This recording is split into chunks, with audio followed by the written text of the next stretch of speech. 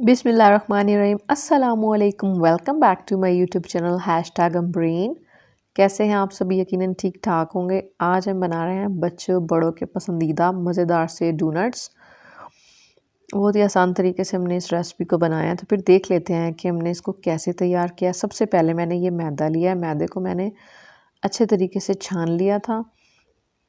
ये मैंने 2.5 कप लिया। कप के लिहाज से ये 2.5 कप है। मैंने इस वाले कप से लिया है। ये आप घर का कोई भी कप ले सकते हैं, आप चाय वाला कप भी ले सकते हैं। लेने के बाद मैंने इसको एक बाउल में शिफ्ट कर दिया। इसको मैंने अच्छे तरीके से छान लिया था। अब इसमें हम नमक शामिल करेंगे। नमक लिया मैंने 1 टीस्पून और ड्राई इंस्टेंट ईस्ट लिया है मैंने 1 टेबलस्पून।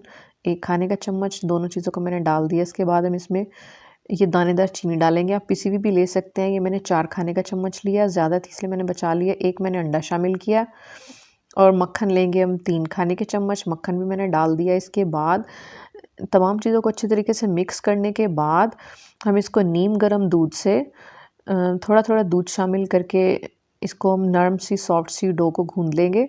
हमें एकदम से दूध शामिल नहीं करना। अगर एकदम से शामिल कर दिया बहुत ज़्यादा सॉफ्ट हो जाएगा और ना ही हमें इसे सख्त बनाना है। सख्त बनाया तो फिर ये डोनट्स भी हमारे सख्त तैयार होंगे। ये देखिए इस तरह की डो होगी, ये थोड़ी स्टिकी होती है, तभी हमारे मज़ेदार से सॉफ्ट से डोनट्स तैयार होंगे। इसके बाद मैंने बाउल को नीचे से ग्रीस कर लिया था ताकि फिर ये नीचे से चिपके नहीं। फिर इसको बाद मैंने ऊपर से डो को भी ग्रीस कर लिया है। इसके बाद हम इसको कवर करके किसी गर्म जगह पर रखेंगे। सर्दियाँ हैं तो तकरीबन 1.5 से 2 घंटा लग सकता है इसको राइज़ होने में, और अगर गर्मियाँ हैं तो ये आधे घंटे में राइज़ हो जाएगा। इसको मैंने ओवन में रख दिया था, ये 1 से 1.5 घंटा लगा था। सर्दियों की वजह से ये राइज़ हो चुका है। इसके बाद हम इसको पंच आउट करेंगे। पंच आउट करने के बाद हम इसको वर्किंग सरफेस पर निकाल लेंगे। नीचे मैंने थोड़ा मैदा डस्ट किया। इसके बाद इसको थोड़ा सा खुश्क मैदा लगाकर इसको इस तरह से हाफ़ कर लेंगे छुरी की मदद से। हाफ़ करने के बाद इसको मैंने एक हिस्सा लेकर इसे बेल लिया। रोलिंग पिन की मदद से इसे बेल लेंगे। इसे ज़्यादा बारीक नहीं बेलना। इसकी जो थिकनेस है वो हमारी 1 उंगली के बराबर होनी चाहिए। इस तरह से हम इसे बेल लेंगे, ज़्यादा पतला में नहीं बेलना। इसके बाद आप कोई भी कटर ले सकते हैं। मैंने ये गिलास लिया स्टील का। इसके बाद इसको खुश्क मैदा इसके किनारों पर लगा लेंगे ताकि ये गिलास से चिपके नहीं। इसके बाद हम इसमें से तकरीबन 4 डोनट्स निकाल लेंगे। आपने अगर ज़्यादा बड़ी रोटी ली है तो आप ज़्यादा भी निकाल सकते हैं। मैंने 4 डोनट्स इसमें से निकाले हैं। 4 डोनट्स मैंने बनाए हैं इसमें से।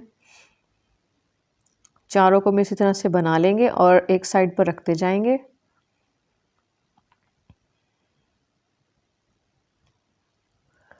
इसके बाद ये मैंने कुकी कटर लिया है। कुकी कटर का सबसे छोटे वाला हिस्सा लिया। आप किसी भी बोतल का ढक्कन भी ले सकते हैं। इसको भी मैंने खुश्क मैदा लगा दिया था ताकि ये भी चिपके नहीं।